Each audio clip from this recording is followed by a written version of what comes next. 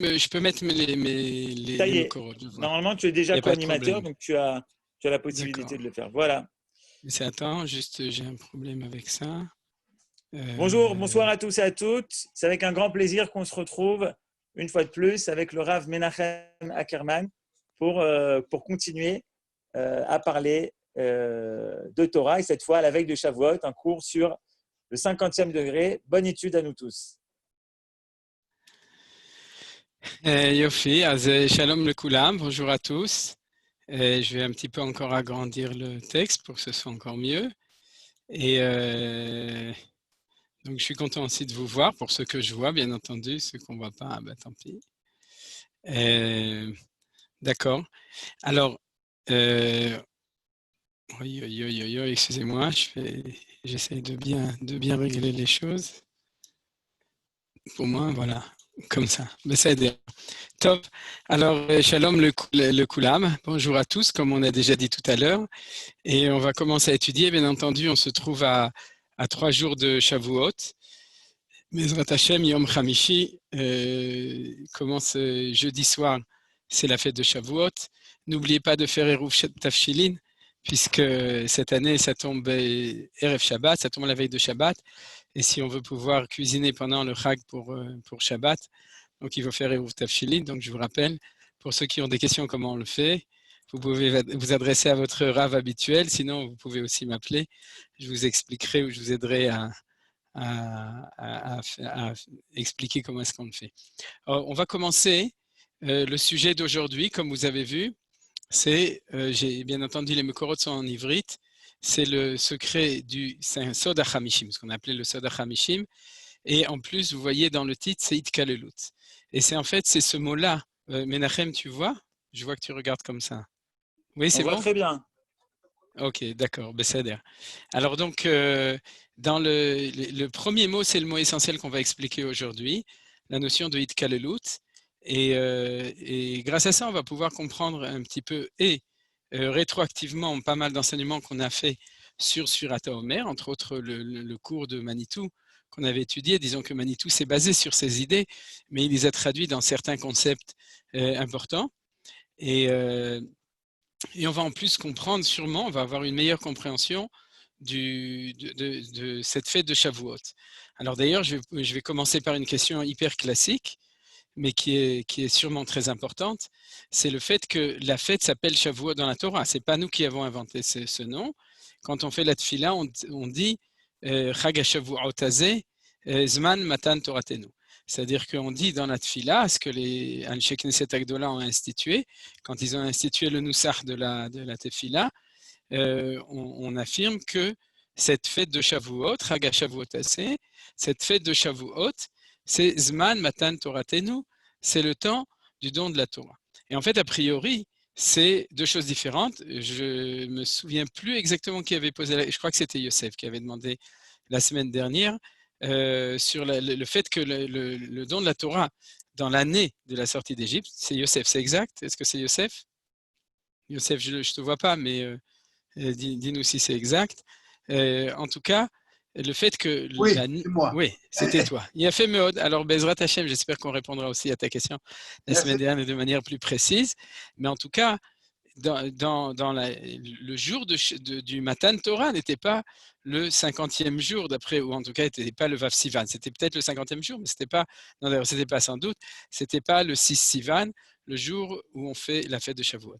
Donc, a priori, on pourrait supposer qu'il y a dichotomie, c'est-à-dire il y a deux choses. D'un côté, le temps de la Torah, et d'un autre côté, cette mitzvah du conte de l'Omer, qui vient, qui est ce qu'on appelle la fête de Shavuot, et à ce moment-là, on arriverait à des conclusions comme le fait que le cinquantenaire, ce 50e jour, c'est plutôt la fête des Bikurim, c'est lié avec les sacrifices, le sacrifice du Homer, le deuxième jour de Pessah, le sacrifice Korban Bikurim, qui était le jour de Shavuot, c'est-à-dire on aurait tendance à séparer le côté Matan Torah sorti d'Égypte et d'un autre côté, le côté agricole et le côté Beth Amikdash qui vont ensemble. C'est-à-dire, on pourrait dire l'événement tel qu'il était vécu au moment du temple, qui était lié avec le temps agricole et en même temps avec le temps du Beth Amikdash, et d'un autre côté, notre notre mémoire à nous de tout temps, qui est celle de la sortie d'Égypte liée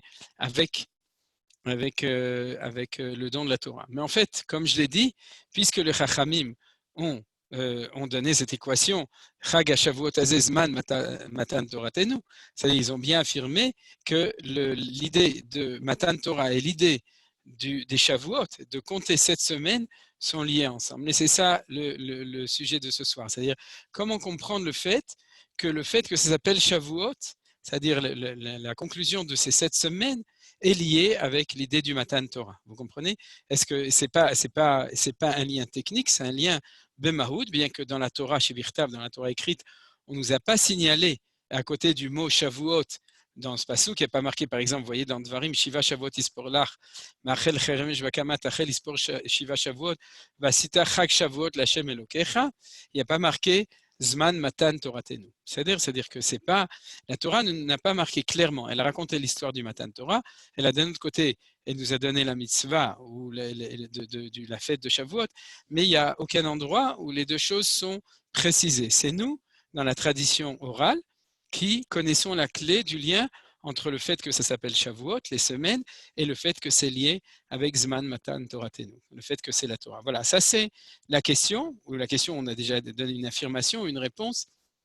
Comment est-ce qu'on va réussir à joindre les deux bouts, c'est-à-dire que de joindre cette idée des 7 semaines et l'idée générale du Matan Torah, du don de la Torah ce jour-là. Alors pour cela, c'est marqué dans le titre, c'est le Sod HaChamishim, c'est le secret des 50, qui est lié avec cette idée que nous appelons la Hitkalelut. Alors je vais déjà traduire le mot la Hitkalelut. Hitkalelut, ça vient du mot kol. Kol, c'est tout ensemble. Kol, c'est le fait de tout réunir ensemble. L'Achlil, klal, c'est un principe, mais ce n'est pas tellement un principe. L'Achlil, c'est englober tout ensemble. Kolel, ça veut dire inclure. Vous savez d'ailleurs le mot inclure en français, on voit qu'il y a les mêmes lettres, il y a le mot kol à l'intérieur. Il y a un resh à la fin, je ne sais pas pourquoi. En français, ils ont mis un resh à la fin. Kolar, c'est ce qu'on met au cou, la corde au cou. Mais en tout cas, il y a les lettres kaf lamed aussi dans le mot inclus en français d'ailleurs. Le resh, il vient en trop puisqu'on dit aussi inclus ou c'est vraiment le mot kol. Alors c'est ça qu'on va étudier aujourd'hui. C'est un thème que j'ai enseigné déjà plusieurs fois, mais chaque fois, il y a des choses nouvelles, Bezrat Hashem, qui sont dites. Alors regardez, tout d'abord, on va lire le premier verset qui parle de Sfirat HaOmer, et dans le deuxième, c'est-à-dire celui qui est dans Vaikra, celui qu'on connaît parce qu'on le chante tous les soirs. Et ensuite, on va lire aussi celui de Dvarim. Dans celui de Vaikra, Usfartem Lachem, Shabbat, donc vous compterez à partir du lendemain du Shabbat, Miyom Aviachem et Omer Atnufa, depuis le jour où vous avez amené votre gerbe, donc la Minchat Omer, c'est-à-dire l'offrande du Omer qui est ce jour-là, Sheva, Shabbatot, Temimot Yena, donc vous aurez 7 semaines entières. Temimot, vous savez, Torah Hashem Temima, d'ailleurs, il y a fait qu'on voit un lien entre le fait que la Torah, on en parlera, elle s'appelle Torah Hashem, la Torah de Hashem, elle est Temima, elle est entière, et le fait qu'ici on a 7 semaines entières. On retrouve. Pardon, c'est pas cette semaine, c'est marqué Shabbatot, et c'est la dracha voilà. qui dit Shavuot. Oui, d'accord. Alors justement, c'est bien. Justement, disons que c'est pour ça que c'est bien de lire aussi le passouk qui est dans Dvarim, parce que le passouk qui est dans Dvarim, on sait que c'est Mishneh Torah, donc c'est une répétition. Là où il y a marqué clairement, Shiva Shavuot ispor lach. C'est-à-dire tu dois compter 7 semaines. Là, c'est marqué clairement. Me'achel chermesh bakama.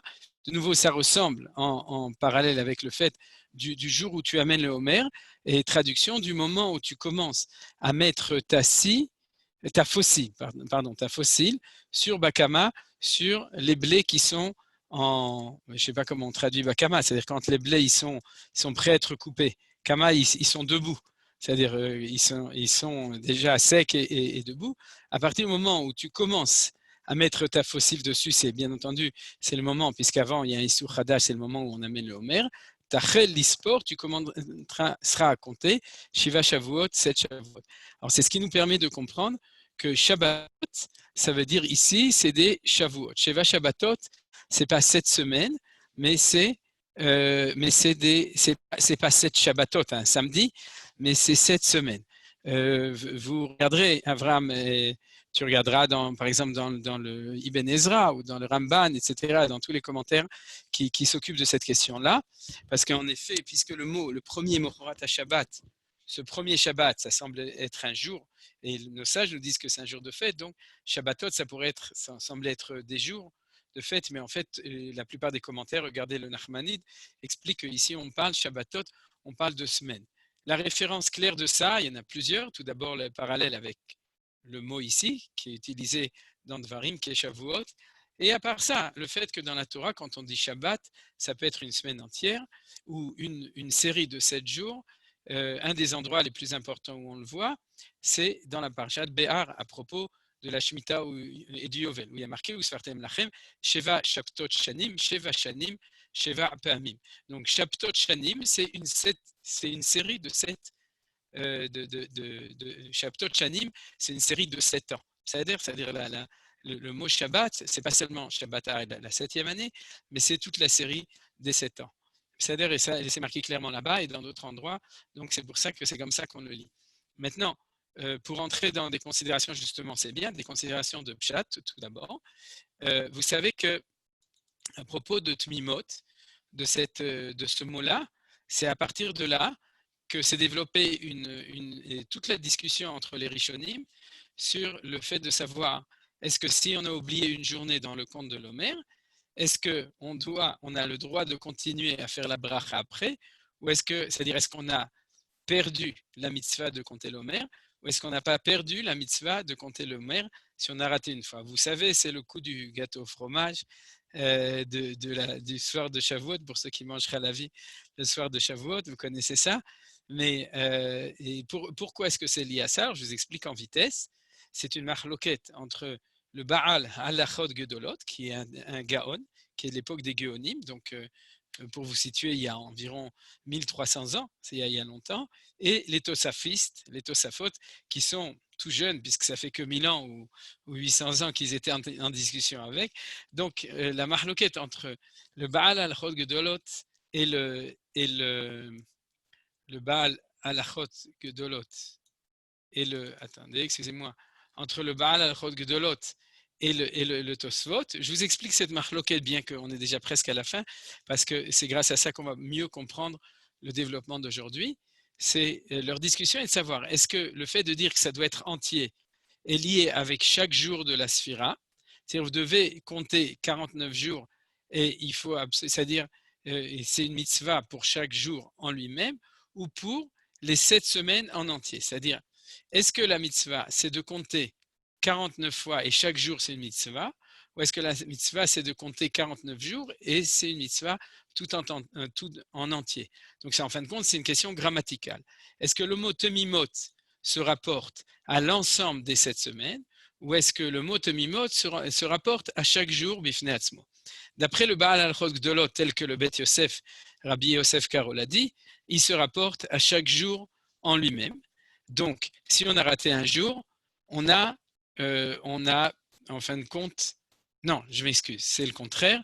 D'après le Baal Halachot Gedolot, la mitzvah, elle se ramène, j'ai inversé les deux déotes, les deux opinions, elle se ramène à l'ensemble des 49 jours, des 7 semaines. C'est-à-dire que si jamais il n'y a pas une entité, une tmimout, on n'a pas compté les 49 jours tous, on a perdu, même si on a oublié une journée, on a perdu la mitzvah, puisque la mitzvah, ça doit être il y a marqué le mot tmimot, c'est-à-dire ça doit être entier, et donc, d'après lui, on ne peut plus le faire, et comme on tient compte de son opinion, on le fait parce que l'opinion contraire dit on a continué à faire la mitzvah, mais on ne fait plus la bracha parce qu'on a un doute à propos de est-ce qu'on fait la mitzvah ou non. C'est en 2 mots. Par contre, donc l'opinion des Tosafistes, de Tosfot, c'est que la mitzvah, elle est chaque jour en lui-même. C'est-à-dire quand on nous dit tmimot, c'est que chaque jour des 49 jours doit être compté en lui-même comme une mitzvah. Donc si on a raté une journée, c'est pas grave, le lendemain, on a une nouvelle mitzvah, donc on peut continuer à faire la bracha. Comme il y a une discussion entre les deux, alors on continue parce qu'on se base sur l'opinion du Tosfot pour dire qu'on continue à faire la mitzvah. On lui fait confiance. D'ailleurs, la plupart des Rishonim expliquent comme Tosfot, donc il faut être convaincu qu'on n'a pas raté la mitzvah. C'est peut-être un peu tard, à 3 jours de Shavuot, de vous encourager, mais en tout cas, c'est comme ça. Mais comme on pense que peut-être que le Baal Hachot Gdolot a raison, mais vu que cette marloquette n'a pas été complètement résolue, alors on arrête de faire la bracha. Mais on continue à compter pour la mitzvah, on écoute du Hazan ou de quelqu'un d'autre qui fait la bracha, sinon on le compte sans bracha. Vous connaissez cette marloquette. Pour revenir, tout ça, c'est lié avec ce mot. C'est-à-dire le mot central, c'est le mot temimot, qui est marqué dans la Torah, qui n'est d'ailleurs pas marqué dans Dvarim. Dans Dvarim, on nous parle de Shiva Shavuot Isporlach, mais on ne nous dit pas Shavuot Temimot. Mais cette question, c'est qu'est-ce que Hachem voulait nous enseigner quand il a dit Temimot? Alors, en fait, le scoop que je veux vous dire aujourd'hui, au niveau du Pshat, c'est que le Pshat de la Torah, c'est ni l'opinion du Baal Hachot Gdolot, ni du Tosfot. Ce que je veux vous dire, c'est que le Pshat, c'est ce que la Kabbalah va expliquer. Et la Kabbalah, elle l'explique de manière différente, et vous allez voir pourquoi c'est le Pshat. C'est qu'est-ce qui doit être tamim, entier. Quand on dit tamim, c'est entier. Hein, c'est-à-dire, tamim, c'est pas quelqu'un qui est simple, vous savez, le tam, mais temima, ça veut dire quelque chose qui est entier, qui est harmonieux, qui est complet. Qu'est-ce qui doit être entier? Chacune des semaines. C'est-à-dire, Sheva, vous devez compter 7 semaines, et chaque semaine doit être temima. Vous voyez que c'est le Pshat. C'est-à-dire que c'est vrai qu'on peut dire que les Sheva Shabbatot en tout doivent être mimot, mais le Pshat c'est Sheva, 2 points, quoi? Je vais rajouter les 2 points, 2 points, Shabbatot mimot. C'est-à-dire que chacune des Shabbatot des semaines doit être entière. C'est ni les 49 jours, c'est-à-dire le cycle complet, c'est ni chaque jour en lui-même, c'est chaque semaine qui doit être complète. Et vous verrez que c'est en fin de compte le sens des choses, puisque dans Dvarim, pour reprendre, la mitzvah, c'est pas de compter des jours, c'est pas de compter 49 jours, la mitzvah, c'est de compter 7 semaines. Shiva, Shavuot, Tisporlach. Vous voyez, bien entendu, il n'y a pas de contradiction entre les psukim de Vaïkra et les psukim de Dvarim. Il y a complémentarité. Mais la Torah nous dit, tu compteras 7 semaines. Tachel, Ispor, Shiva, Shavuot, c'est marqué de nouveau à la fin, à partir de quand on le compte, Shiva Shavuot, il faut compter 7 semaines. Donc, puisqu'il n'y a pas marqué le mot Temimot, c'est parce que le mot Shavuot inclut l'idée de Temimot. C'est-à-dire que si tu comptes une semaine entière, alors la semaine était entière, il y a marqué Shavuot, il y en a 7 dedans, puisque le mot Shavuot vient du mot Sheva. Donc, si tu as compté une Shavuot entière, donc il est Tamim. Voilà. Alors, de ce point de vue-là, on a une autre explication et il va falloir comprendre le sens de cette explication. Pourquoi est-ce que on a une obligation de compter une semaine entière? C'est-à-dire que la semaine soit entière, et ça veut dire quoi? Une semaine qui est entière, et en plus, bien entendu, 7 semaines entières. C'est-à-dire chacune des semaines doit être entière, et on doit le faire 7 fois. Alors, c'est ça la question, qu'est-ce que ça signifie? Et bien entendu, vous voyez, c'est ça qui est important. Vasita chak shavuot l'Adonai Elohecha. C'est-à-dire qu'à la fin du compte, tu vas faire une fête dont le sens, c'est que tu as eu 7 semaines entières. C'est-à-dire, on a Shavuot, c'est au pluriel, on sait que c'est 7, mais c'est la fête des semaines. C'est-à-dire, il y a la fête des Kabbalah, la fête de trucs, etc., la fête de Pessah. Ça, c'est la fête des semaines. Ce n'est pas la fête des 49 jours, c'est la fête des semaines. Alors, ça veut dire quoi? La fête des semaines. Voilà, on a, pour l'instant, j'ai déjà posé la question. Si vous avez des questions ou des remarques à propos de ça, si quelque chose n'est pas très clair, je vous invite à poser vos questions. Sinon, on continue. Alors, est-ce que quelqu'un... Non, je vois que les micros sont tous fermés, donc ça veut dire que tout est clair. Tania, tu veux demander quelque chose? Non, Olivier? Les Passantins? Non? Personne? Top, Non, ok.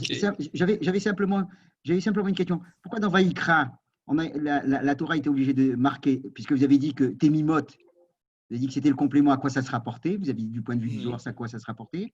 Mais on a besoin pour Shiva, Shavuot, Temimot. Alors qu'après, dans Dvarim, on n'a plus besoin là. Alors, j'ai répondu à la question. Non, mais j'ai bien compris. Et vous êtes vite passé, vous avez dit, mais pour Shavuot, il faut complet. Et là, on n'a plus besoin. Parce qu'on a dit une semaine, il faut qu'elle soit complète. Je veux dire. Bon, je vais continuer. Si la question reste après, alors vous la redemanderez. C'est-à-dire si les choses, parce qu'en fait, c'est ça que je vais expliquer maintenant. Alors, pour l'expliquer, on va étudier les choses Béalpé pour l'instant. Et après ça, on reprendra un texte, Bezrat Hashem, un texte ou deux important. Alors, c'est quoi l'idée de Béalpé? C'est l'idée de l'Aïd Kalelut. C'est quoi l'idée de l'Aïd Kalelut? c'est que reprenons la création du monde. Dans la création du monde, est-ce que le monde a été créé en 49 jours? Non. Il a été créé en une semaine, c'est-à-dire il a été créé en 7 jours. Ça, vous avez remarqué. Alors, d'après la compréhension des choses, il y a donc fondamentalement une différence entre le monde tel qu'il a été créé, le monde de la Bria, qui a été créé en Asara Mahamarot, vous savez, c'est-à-dire en 10 paroles, en 10 Mahamarot. Et c'est difficile de traduire parce qu'il y a Asara Mahamarot et Aseret Dibrot. C'est-à-dire que la Torah a été donnée par 10 paroles adressées et Mahamarot, donc c'est une manière différente, c'est-à-dire 10 bon, c'est pas des paroles, c'est des, je sais pas comment on peut traduire la différence entre Amira et Dibour. Si quelqu'un peut m'aider, c'est très bien, sinon. Là-bas, ça, Dibérot, là-bas, Dibérot, Diber, c'est une injonction, tac, Ouais. tac, tac, tac. Alors que là, c'est plus, je dirais, c'est plus sympa, c'est plus cool. Là. Ma marotte, c'est. Éventuellement. Mais ça, c'est déjà c'est pas une traduction, c'est une explication. Mais disons qu'en traduction, disons qu'on comprend tous assez bien l'hébreu pour comprendre que les morts, c'est une chose et les daber, c'est autre chose. Ceci dit, la dimension que tu as donnée, elle fait partie de ça. Alors, en tout cas, le monde a été créé d'une certaine manière. Et quand le monde a été créé, il a été créé en 7 journées. Alors, je vais expliquer les choses. C'est quoi l'Aïtkalelut et c'est quoi cette idée qui est là? L'idée, elle est comme ça.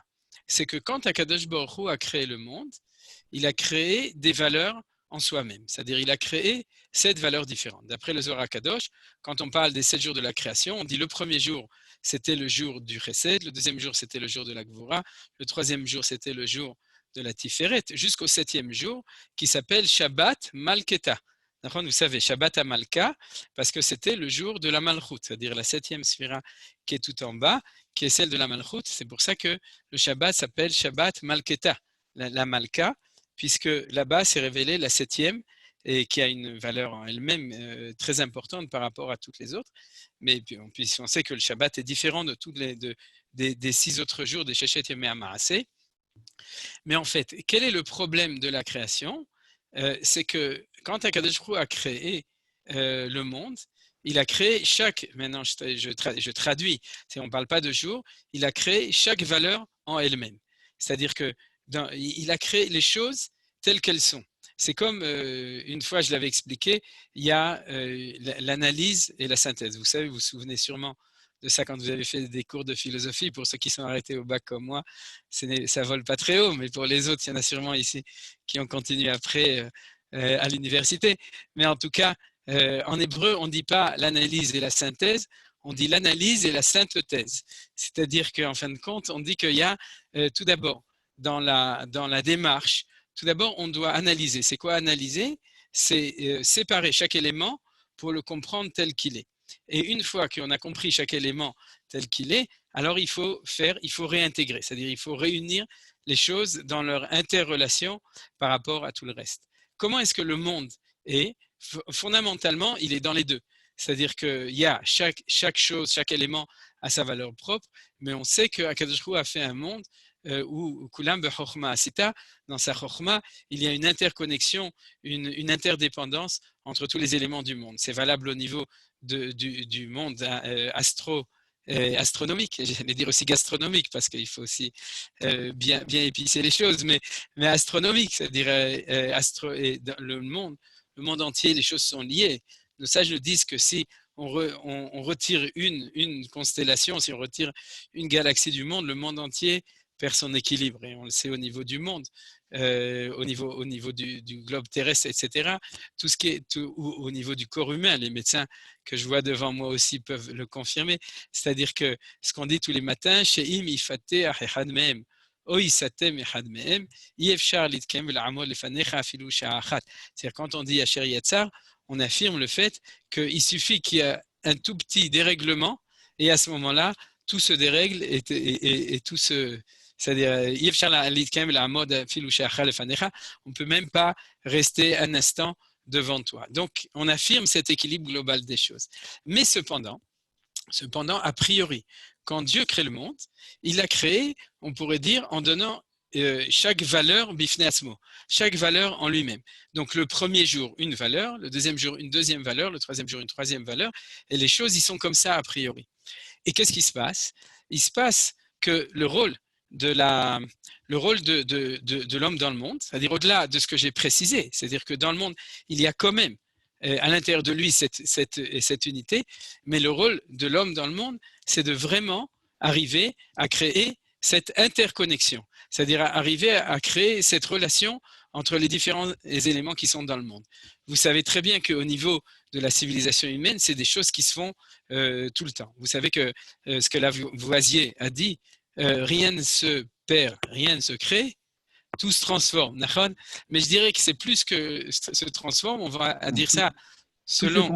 Tout se conserve. Tout se conserve aussi, ouais, comme dans les boîtes. Mais en tout cas, je dirais plutôt, d'après le Lachon de Chachamim, que depuis que le monde a été créé, Akadosh Baruch Hu ne crée plus rien, mais Mezavek Zivugim. Et Mezavek Zivugim, bien entendu, c'est faire des Shiduchim, c'est-à-dire, ça c'est une chose très importante, mais c'est aussi, il crée des connexions entre les différents éléments qui sont dans le monde. Et ce n'est pas seulement lui qui les crée, mais il nous demande à nous de s'occuper de créer des connexions entre les différentes choses qui sont dans le monde.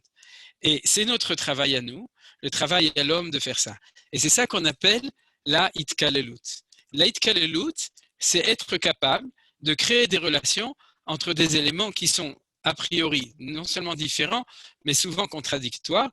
Et là, quand je dis ces mots différents et contradictoires, pour ceux qui ont l'habitude dans l'enseignement de Manitou, et en particulier et de la Kabbalah en général, vous comprenez que ces éléments contradictoires, c'est toutes les valeurs qu'il y a dans le monde qui se révèlent de manière différente et souvent contradictoire, et que notre rôle, ainsi que le rôle de Akadosh Baruch Hu, mais on est ses associés, c'est d'arriver à réaliser des connexions entre ces contradictoires pour créer une unité entre eux. Vous avez compris, je cite toujours le même exemple au niveau de la Kabbalah, c'est Chesed Gvura Tiferet, parce que Manitou aussi, il citait toujours celui-là. Chez les Lubavitch, on cite un autre, c'est le même, c'est plus ou moins la même chose, c'est Chabad, c'est Chochma Bina Da'at, c'est-à-dire qu'on a Chochma d'un côté, Bina de l'autre côté, Da'at, c'est le chibour entre les deux, Vayeda Adam et Travail Ishto. C'est l'union entre un homme et une femme, c'est l'union entre Chochma et Bina, et ça s'appelle le Da'at. De même, il y a l'union entre le Chesed et la Gvura, c'est la Tiferet, c'est l'harmonie, c'est cet endroit où les choses, elles sont reliées. Alors, comment ça se passe ces choses-là? C'est que chacun, maintenant je vais parler pas au niveau des valeurs, au niveau des personnes, mais les valeurs ou les personnes, c'est différents éléments qui correspondent à la même idée. C'est-à-dire chaque homme dans le monde, ou chaque juif, a, par sa neshama, une spécificité. Sa spécificité, c'est qu'il représente une certaine valeur, l'ensemble des valeurs, mais avec une préférence, une prédisposition, une insistance sur une manière spéciale qui correspond à une valeur. Souvent, on cite ces exemples. Par exemple, il y a des gens qui sont plus dans le chesed, il y a des gens qui sont le plus dans la gvura, il y a des gens qui sont le plus dans la tiferet. Alors, quand on connaît les autres valeurs qui sont chokhma, bina ou netzachod, alors on peut dire aussi telle personne elle est plus là, telle personne elle est plus là. Mais dans chesed et gvura, on le comprend très bien. Les gens qui ont plus tendance à être dans la rigueur de la loi, ils sont plus gvura. Les gens qui sont plus tendance à être dans l'empathie, dans la compréhension de l'autre, dans l'ouverture, dans la miséricorde, etc., ils sont plus du côté du chesed. Alors, quel est le rôle de l'histoire? C'est que Dieu nous a créés chacun spécifiquement, comme au moment de la création du monde, où chaque jour a été créé une valeur spécifique. Et le travail du tikkun, c'est le travail d'arranger le monde, c'est d'être capable de réussir à se connecter avec les autres valeurs. Comment est-ce qu'on fait pour se connecter avec les autres valeurs? C'est tout d'abord d'arriver à les comprendre, ensuite à découvrir qu'ils sont différents de nous, et ensuite à découvrir en quoi on a à l'intérieur de nous un petit peu de cette valeur-là qui va nous permettre d'être connectés avec l'autre. C'est-à-dire vient vers nous quelqu'un qui parle un langage différent de nous, parce que dans sa personnalité, elle est complètement différente de nous. Il va falloir chercher à l'intérieur de nous en quoi on a quelque chose qui arrive à comprendre cette personne, parce qu'on a en nous une partie de cette valeur-là, et grâce à ça, on va faire une connexion avec lui. Alors, je vais traduire ça dans les mots de la Kabbalah, c'est ça ce qu'on appelle l'Itkalelut.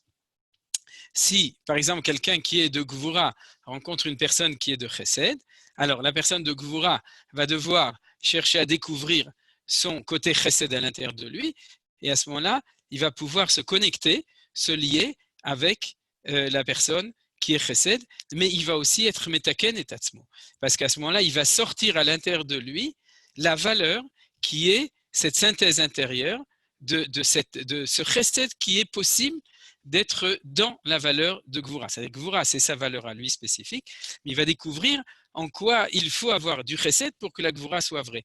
Ensuite, il va rencontrer une autre personne, et puis il va rencontrer qu'il a une autre valeur. Alors, pour développer une relation avec lui, il va compléter sa valeur à lui-même de gvura en rentrant dedans du netzar sheba gvura, et à ce moment-là, il sera plus complet. Et quand est-ce qu'il va être complètement complet? Allez-y, dites-le moi. À quel moment il va être complet? Tania, ton micro est ouvert, alors tu peux le dire. Quand il aura pu intégrer toutes les 7 valeurs. Il a fait Chazakou Baruch, il a fait Karakavod. Exactement. C'est-à-dire qu'il y a tout un travail qui va être fait jusqu'au moment où il aura intégré les 7 valeurs. Et à ce moment-là, qu'est-ce qui sera Shalem? C'est lui qui va être Shalem. Parce que je dirais un gros mot. Au début de sa vie, dans son histoire, c'était un autiste. Vous comprenez? Pourquoi il était autiste? Parce qu'il n'était que lui, sans aucune connaissance de sa possibilité de communiquer avec les autres. Donc, il était en Tsaragdola. Il n'était pas parfait. Il était dans la plus grande imperfection qu'il y a dans le monde. Quand j'ai préparé le cours, j'ai pensé au fait qu'en mathématiques, vous voyez, le monde et les termes, comment est-ce qu'on dit? La vie et la mort, ils sont dans la main du langage. Parce que les conceptions, comme disait toujours Manitou, les conceptions de langage nous introduisent des manières de penser qui peut être de la Gdusha à la plus grande Touma. Pourquoi? À quoi je pensais en mathématiques? Un nombre entier. C'est quoi un nombre entier? Non, un nombre parfait. Un nombre parfait. C'est quoi? J'espère que je ne me trompe pas. Hein. Est-ce qu'il y a un mathématicien ici qui peut nous aider? Les chiffres parfaits, c'est quand on met 2 traits des 2 côtés. C'est-à-dire c'est sans le plus et sans le moins. C'est un chiffre. Si je ne me trompe pas, vous me corrigez. Hein. C'est vrai ou c'est pas vrai? La valeur absolue. Ah voilà, et Todarabba, Alex, c'est la valeur absolue, voilà. La valeur absolue, c'est une valeur sans le plus et le moins, c'est une valeur absolue. On met 2 traits des 2 côtés, donc on sous-entend qu'il est absolu. Pour nous, dans la Torah, c'est pas l'absolu, c'est le hisaron agadol beyoter. C'est le manque le plus grand quand une valeur, elle est qu'avec elle-même. Vous comprenez la différence de conception des choses. Dans le monde occidental, j'irai ou dans la pensée, dans cette pensée, tu es absolu si tu es séparé de tout le monde. C'est-à-dire à ce moment-là, tu as un absolu, comme la divinité dans la pensée philosophique grecque, c'est-à-dire qu'elle est en non-communication avec le monde, elle devient absolue. Pour nous, c'est le hisaron achigadol, c'est que tu n'es pas absolu, tu es dans la relativité, dans le manque le plus grand, tant que tu n'as pas créé cette corrélation avec tous les autres éléments. Donc le nombre absolu, c'est celui où tu as le plus à droite, le moins à gauche, la connaissance de tous les chiffres qui sont tout autour et cette intégration de toutes les valeurs. Alors dites-moi, si c'est comme ça, s'il y a 2 valeurs, combien de itkaleluyot il peut y avoir? Donc on a dit par exemple chesed gvura ou masculin féminin. Combien il y a itkaleluyot? Combien il y en a? S'il y a 2. Non, ça, vous êtes allé trop vite. S'il y a 2, faire 2 valeurs, avec 2 valeurs. 14. Non, vous êtes allé trop vite là, ça ne va pas, c'est pas mathématique. S'il y a 2. On crée une 3e. Quoi? On crée une 3e. Oui, Nahon, mais il y a plus que ça. Combien il y a de valeurs? 3. Non. Non. Tom, ok, alors, on va faire une vente aux enchères. Il y en a 4. Il y en a 4. Voilà, il y en a 4. Pourquoi? Parce qu'il y a, par exemple, le chesed qui va intégrer la gvura. Ça va être gvura chez Chesed. Ensuite, il y a la gvura qui doit intégrer le chesed. C'est le chesed chez gvura. Donc, normalement, il y en a 2. Ceux qui ont bien compris, ils auraient dû dire 2. Ouais, 2. Mais en fait, pourquoi il y en a 4? Parce qu'il y a un grand chidouche. C'est qu'il y a, comme disait Manitou, il y a Ben Adam la Havero, Ben Adam la Makom, et il y a une 3e valeur. C'est quoi? Ben Adam le Atzmo. Et Manitou disait toujours, c'est quoi Ben Adam le Atzmo? Il y a des mitzvot. Pourquoi? Parce que il disait, Ben Adam le Atzmo, ce n'est pas une mitzvah pour toi. C'est une mitzvah pour que l'homme soit lié avec son essence lui-même. Ben Adam le Etzem Adam Shebo. C'est-à-dire de créer une corrélation entre toi et ton vrai être à l'intérieur. C'est ce qu'on appelle l'introspection, la idbonenut, la capacité de se connaître lui-même, de se reconnaître, de se comprendre, de se regarder. Et ça, c'est le chidouche aussi de ce que nous disent les kabbalistes. C'est-à-dire que quand on fait de la idkalelut, on ne fait pas seulement de la idkalelut avec les autres, il faut aussi faire de la idkalelut avec soi-même. C'est ce qu'on a fait pendant 2 mois ou 2 mois et demi. Il y a beaucoup de gens, ils l'ont fait Hidour Mitzvah parce qu'ils étaient vraiment tout seuls. Pour les autres, des fois, quand ils étaient à 2, alors ils faisaient de la Hitkalelut, ça faisait 4. Mais en tout cas, ils n'avaient pas le choix. Ils étaient souvent obligés de faire de la Hitkalelut à soi-même. Et on a tous fait, le monde entier a fait de la Hitkalelut. en tout cas de cette itkalelut, du chesed sheba chesed, gvura sheba gvura, tiferet sheba tiferet, etc. C'est que le monde entier a été obligé de faire ça. Je crois que j'avais déjà dit une fois dans un cours ici, c'est qu'une phrase que j'ai inventée, c'est que c'est en hébreu, hein, parce que je vais vous expliquer pourquoi. Parce que j'ai dit it bodedut ze it bonenut. Vous avez compris, d'accord? C'est-à-dire on croit que l'id boded c'est rester tout seul donc crever. C'est-à-dire non, c'est l'occasion qui t'est donnée de faire de l'id bonenut, c'est-à-dire de découvrir le chesed sheba chesed, le gvura sheba gvura. Je vous dis pourquoi c'est de l'hébreu, parce qu'en français être tout seul ça s'appelle être confiné. Alors je voudrais pas être grossier, mais vous avez compris à quoi ça ressemble. Ça n'a aucun rapport avec l'hébreu. D'accord, c'est-à-dire ça, c'est Amazil ben Kodesh de Hol. En hébreu, ça s'appelle de l'aïdbo de doute et de l'aïdbo de nout. C'est-à-dire. Alors donc, vous avez compris. Donc, je vous ai pas donné la blague Bemfoura, chacun la comprendra tout seul. C'est un son. Et donc, maintenant, on revient à ça. C'est ça le chidouche. Si tu as deux éléments, que ce soit deux éléments au niveau de la Kabbalah, deux valeurs au niveau des idées, deux éléments au niveau de la réalité, c'est-à-dire deux personnes, à ce moment-là, tu vas avoir quatre interconnexions, ce qu'on appelle quatre valeurs de Itkalelut. Et si jamais tu en as, si tu as trois valeurs, ça fait combien alors? Il y en a, ça c'est Alex, les mathématiciens qui doivent répondre, ou les autres. C'est-à-dire, si tu as trois valeurs, tu as trois personnes, c'est-à-dire on est à trois ici, on fait Zimoun. 3 au cube. Combien?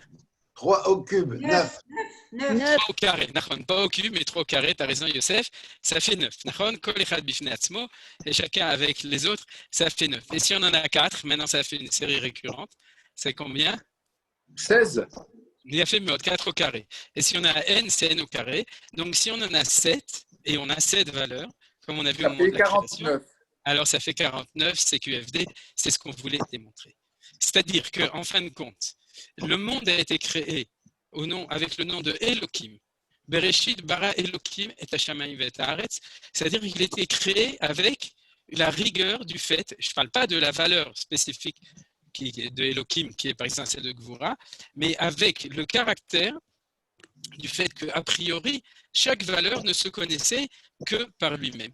C'est-à-dire comme un enfant qui au moment où il naît, il est à part son côté symbiotique avec sa mère, il ne connaît pas le monde. C'est-à-dire petit à petit et de manière constante, son développement, c'est de commencer à se connecter réellement, consciemment, avec tout ce qui est autour de lui. C'est-à-dire, mais au début, il vit de manière, justement, de manière complètement fermée dans un espèce de cocon, parce qu'il n'a pas encore la conscience de la relation avec autrui, avec le monde, etc. Et c'est tout l'apprentissage d'ailleurs de la vie, c'est d'être capable de créer des relations avec autrui, de respect, de connaissance, de compréhension, en fin de compte, de relations. C'est-à-dire d'être capable d'être bedvekut, c'est-à-dire de même s'attacher avec les autres. Alors, c'est ça qui s'est passé. Au moment de la création du monde, Bereshit bara Elohim, et ça crée un choc que les Chachamim appellent le tohu vavo, c'est-à-dire la rupture, la cassure du monde, c'est le fait que chaque valeur, elle est en lui-même. Et après ça, tout le tikkun, toute l'histoire du tikkun, dans toutes les dimensions, c'est au niveau des yichudim que font les kabbalistes, c'est-à-dire qu'eux les font dans des pensées ou dans des actions qui sont liées avec les valeurs telles qu'elles sont marquées, ce qu'on appelle les sphirotes, mais nous, on le fait constamment dans nos valeurs de développement social, de développement conjugal, vis-à-vis des autres, vis-à-vis de notre communauté, vis-à-vis du monde entier, vis-à-vis de la Torah. Et dans la Torah elle-même, toute la Torah, c'est pour créer ce qu'on appelle le Olam HaTikkun, le monde du Tikkun, c'est-à-dire de recréer des relations entre les choses. Alors, si on est parti du fait que les 7 valeurs qui ont été créées, ou qui ont été créées, en tout cas qui sont apparues au moment de la création du monde, c'est ces 7 valeurs-là, alors l'histoire du Tikkun, c'est de réussir à faire non pas 7 valeurs, mais 49 valeurs. Alors maintenant, est-ce que vous avez compris pourquoi est-ce que les Tmimot, c'est les semaines? C'était ça le début du shiur, vous avez compris? Pourquoi? Parce que chaque semaine, c'est le fait qu'une valeur est devenue une valeur dans laquelle on a découvert qu'il y en avait 7. Alors c'est devenu, au lieu d'être un jour, c'est devenu une semaine. Et si on a réussi pendant une semaine à dire, alors nous on le dit, c'est-à-dire, mais dans le monde, Hachem nous demande de le faire en réalité. Dans la première semaine, qu'est-ce qu'on a fait? Disons, la première semaine, c'était la semaine du Chesed, vous vous souvenez? On va parler de cette semaine, parce que cette semaine, on est dans la semaine de Malchut, hein, vous savez. C'est-à-dire, le premier jour, on intègre le Chesed dans la Malchut. Le deuxième jour, on intègre la Gvura dans la Malchut. Et le dernier jour, on intègre la Malchut dans la Malchut. C'est-à-dire qu'on termine avec le fait qu'on a fait l'interconnexion du Malchut avec lui-même. Mais alors du coup, la Malchut, elle est devenue Temima, vous avez compris? Elle est devenue entière. Avant, elle était Chassera. Ce n'était pas un nombre. Comment tu avais appelé ça? Une valeur absolue. Ah voilà, merci Alex.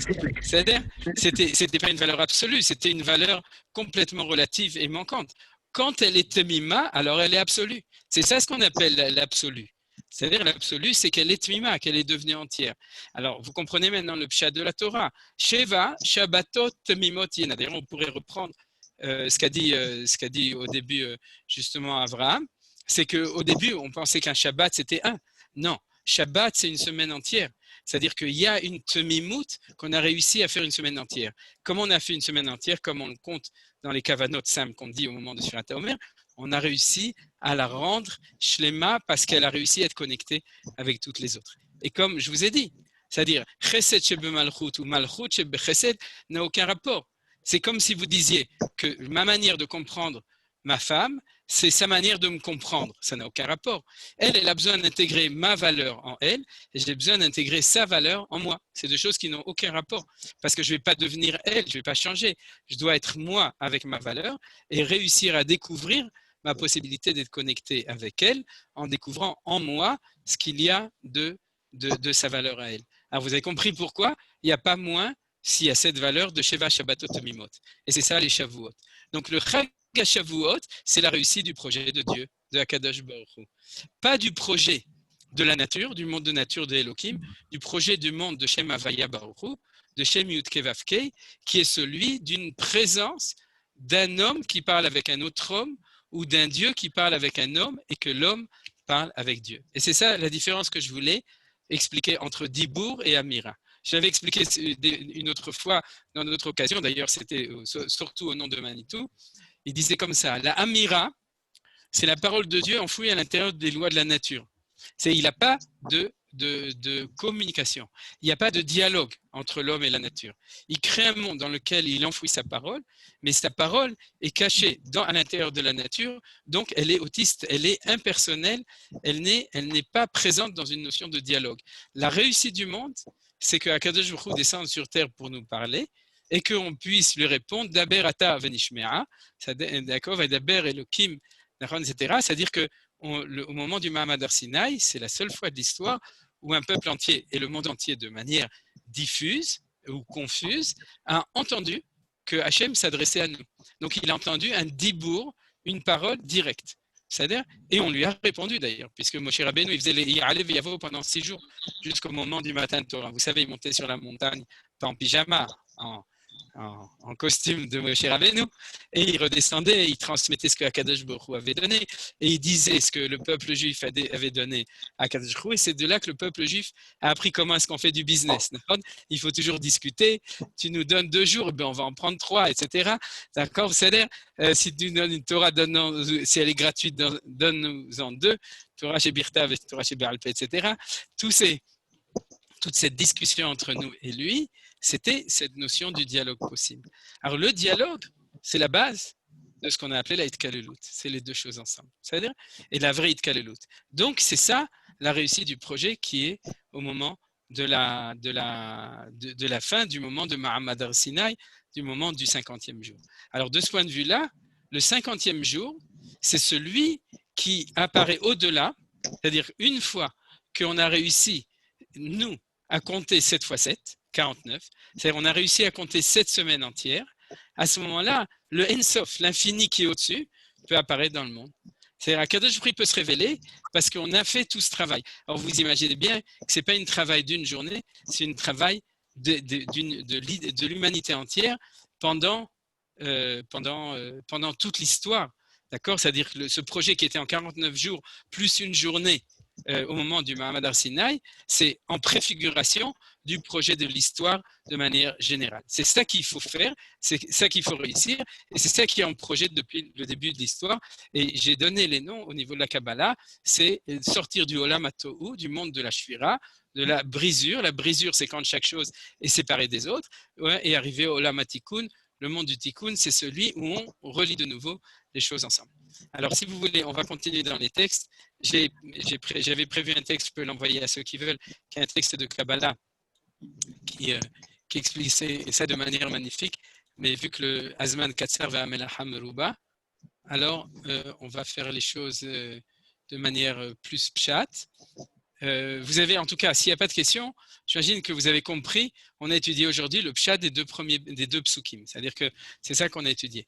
Maintenant, regardez un enseignement extraordinaire là-dessus, pour montrer aussi, je vous avais déjà dit une fois, que Rashi était ce que le Hida avait dit, que Rashi, tout Rashi, il est en fin de compte, c'est de la Kabbalah, c'est-à-dire c'est Ruach HaKodesh. Rashi écrit son enseignement de Ruach HaKodesh, et tout ce qui est marqué dedans, il y a toujours plusieurs niveaux de lecture, et il y a un niveau de lecture qui est beaucoup plus profond que le Pshat.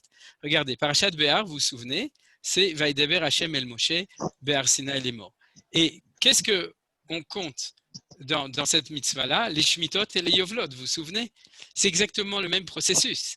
C'est-à-dire que dans la Shemitah et le Yovel, la Torah nous enseigne non pas au niveau d'un processus de 50 jours au moment de la sortie d'Égypte, mais d'un processus permanent au niveau d'une mitzvah qui est liée avec l'histoire du peuple juif de manière globale, de faire 7 ans, 7 fois, et en fin de compte, à la fin, il y aura une 50e année qui s'appelle comment?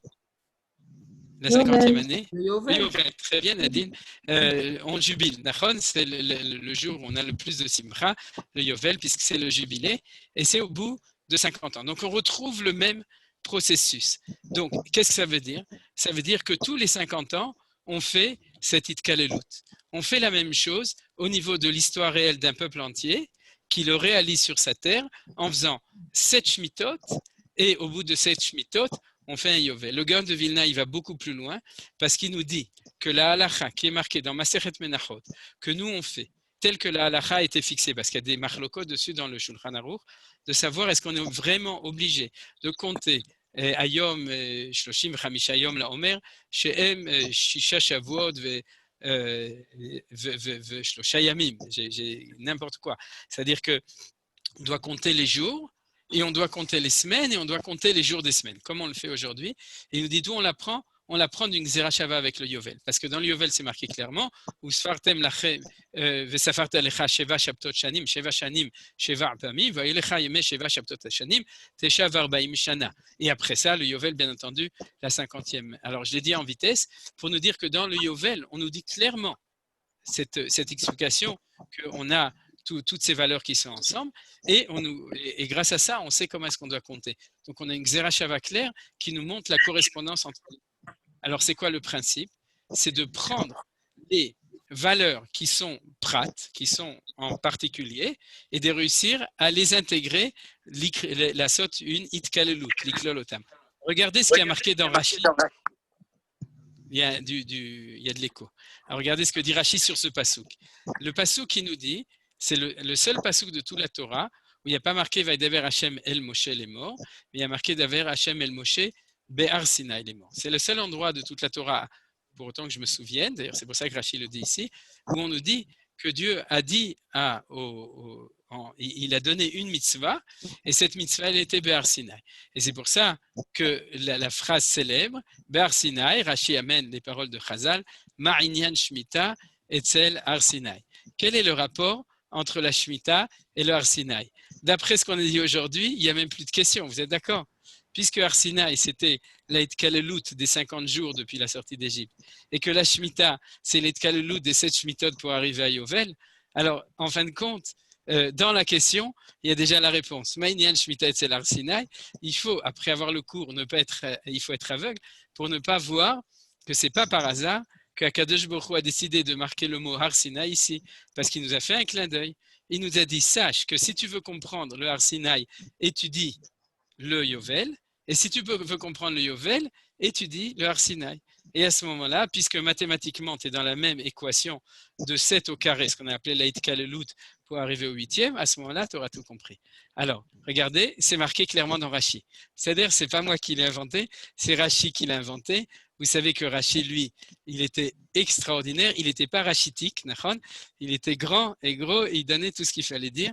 Alors, regardez, il dit Ve'alo kol hamitzvot nemru besinai. Et regarde, toutes les mitzvot ont été données au Sinaï. Alors pourquoi est-ce qu'il n'y a que ici que tu nous as marqué Ber Sinaï? C'est de la discrimination des mitzvot. On aurait dû marquer dans toutes les mitzvot, d'abord Hachem El Moshe, Ber Sinaï, les morts, Vasoulem Tzitzit, etc. Alors pourquoi c'est ici et là? Et nos sages nous disent, on apprend un binyanav. C'est quoi un binyanav? C'est qu'on va apprendre de la Shemitah un enseignement pour toutes les 613 mitzvot.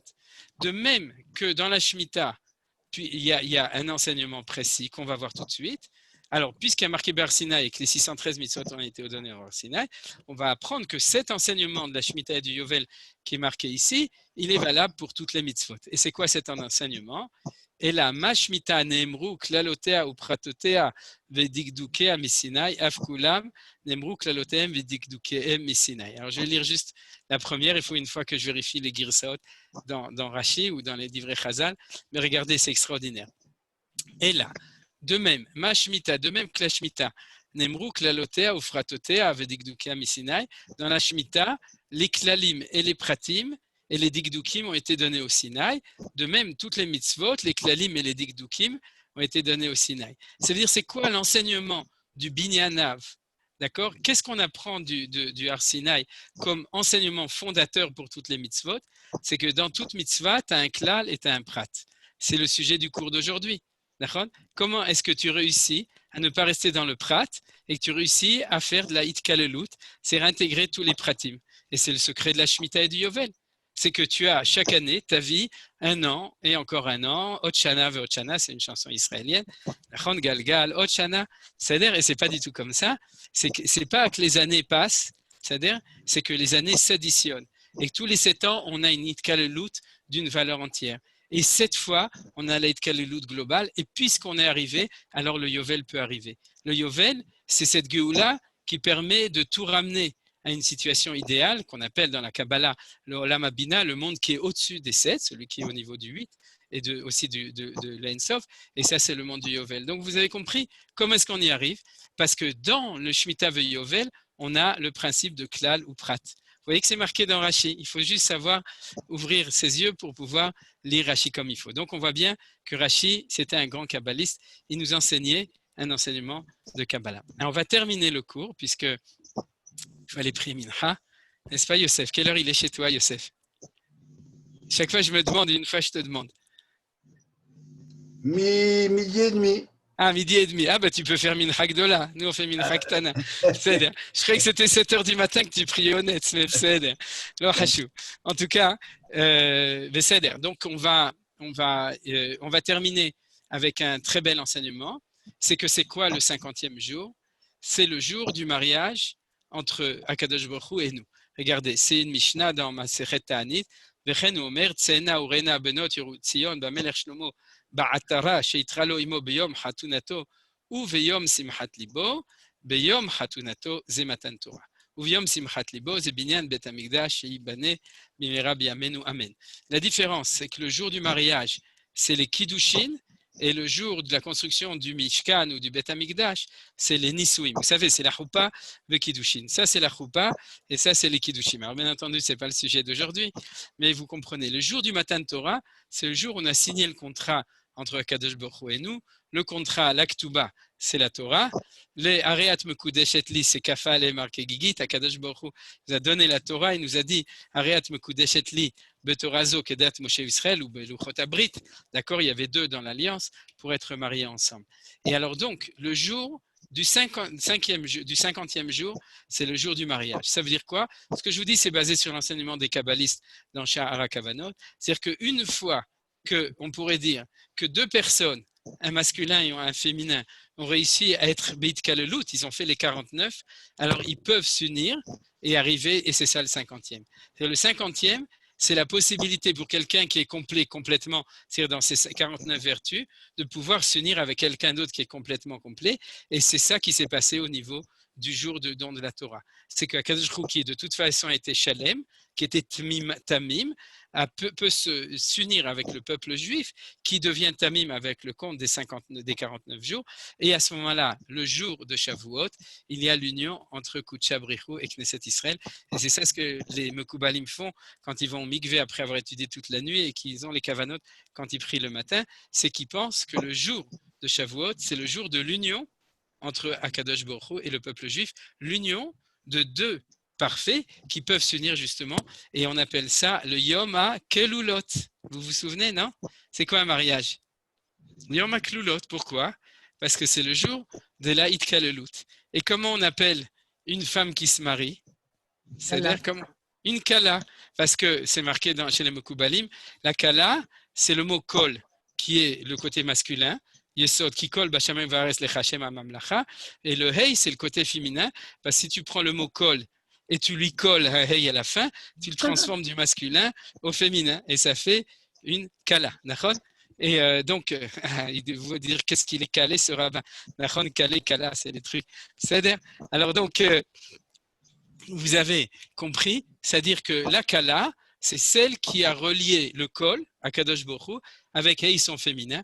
Et à ce moment-là, on a une Yom Klulot, on a le jour du mariage. C'est-à-dire, et c'est marqué clairement dans la Torah, et c'est par ça qu'on finit.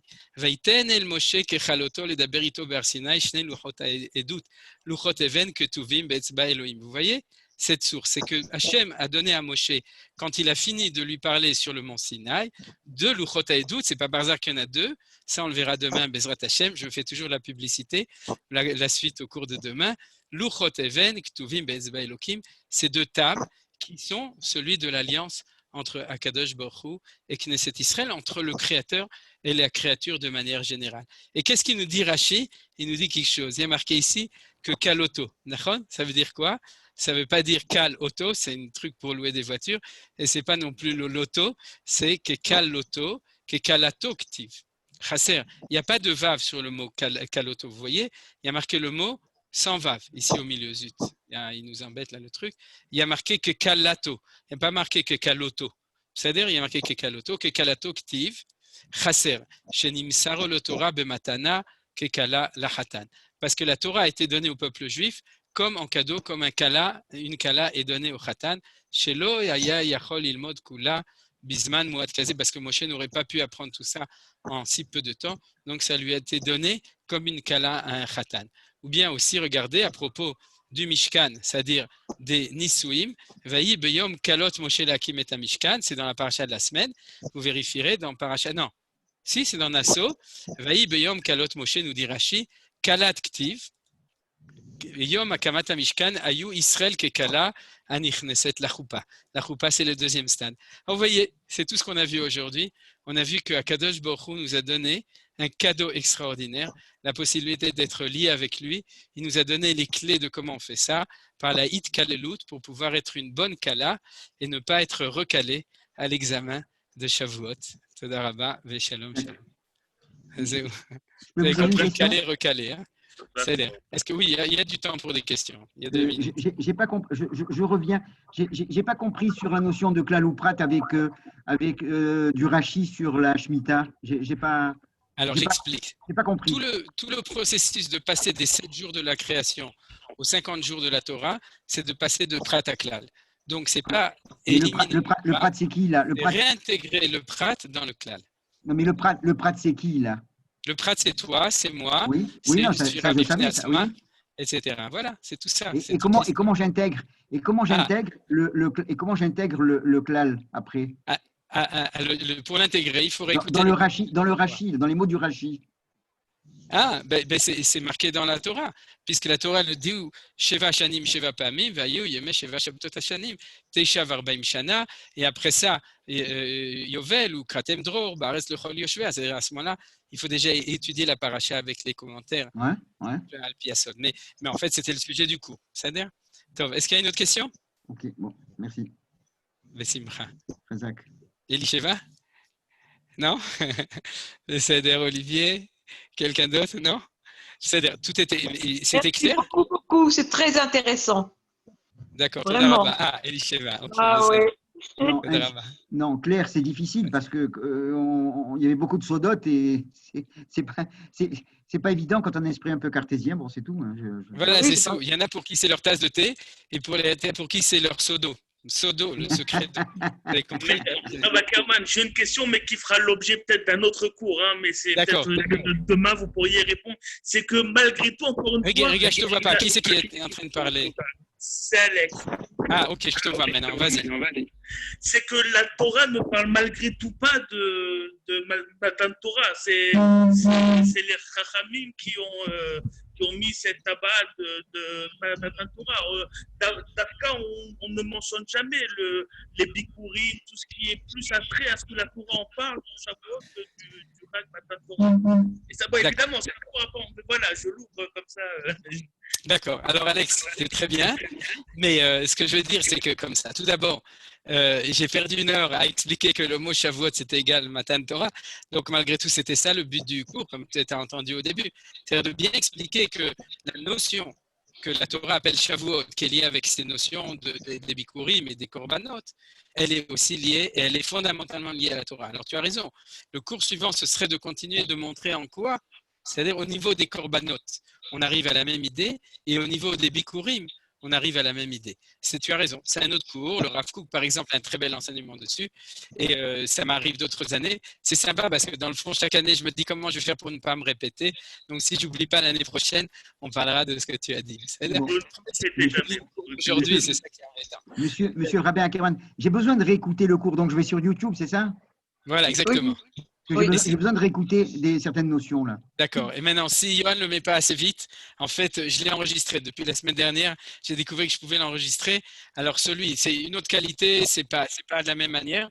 Mais si quelqu'un veut urgemment, je peux lui envoyer sur, comment on appelle ça, sur Drive. C'est-à-dire que je le mets sur un site de Drive et vous m'envoyez un mail ou un WhatsApp et je vous enverrai le lien personnellement. C'est-à-dire, je ne vais pas le faire pour tout le monde parce que Johan et Malachi le font de manière. On essaiera de le faire un peu rapidement quand même.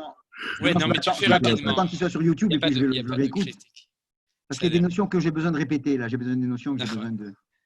Ça fait partie de la Torah à fort. Oui, mais non, là je vous ai écouté 100 fois, il me manque une fois, c'est pour ça. D'accord, ok, mais ça aide.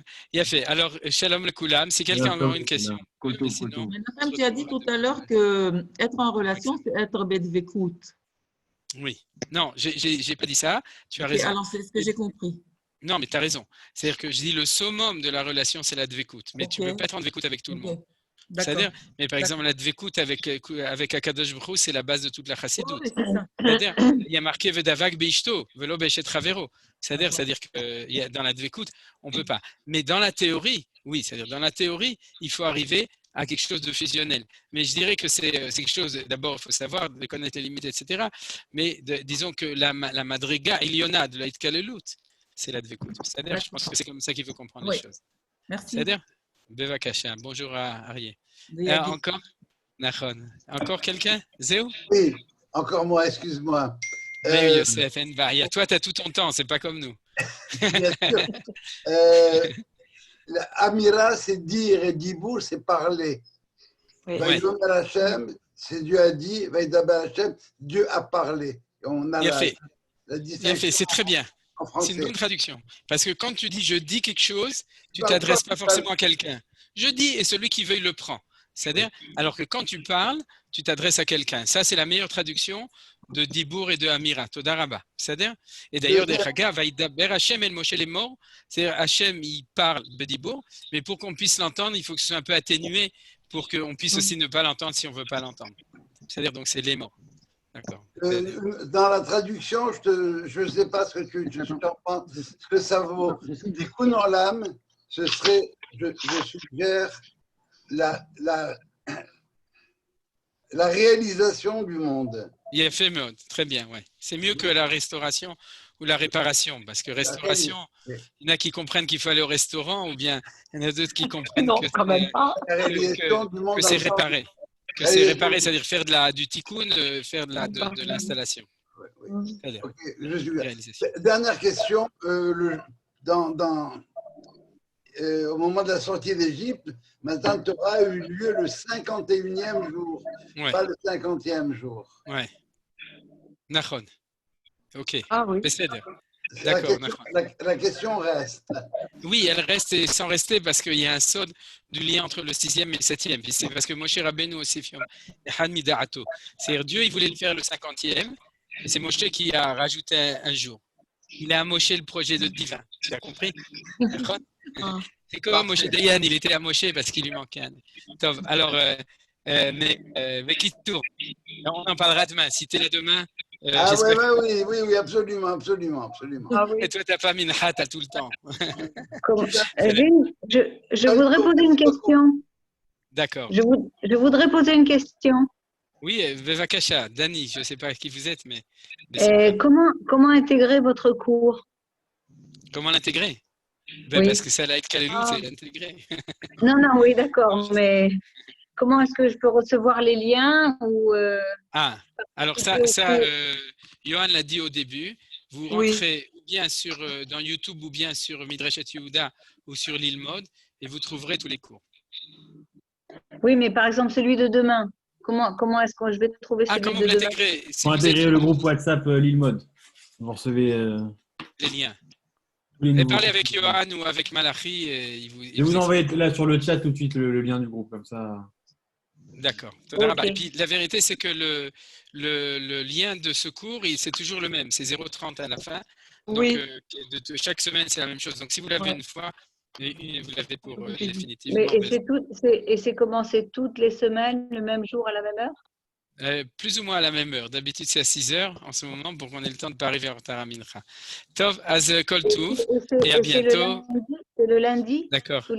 Lundi, mon cours, c'est lundi et mardi, mais il y a plein d'autres cours. Mettez-vous en contact avec Rivka, Bar Midreshet Yehuda, ou avec Johan par Lilmod. Envoyez le lien là tout de suite sur le chat. D'accord. Toda rabba Malachi, Litraot et Chag Sameach. Merci beaucoup. Merci. Demain, Bezrat Hashem. Bezrat Hashem. À demain.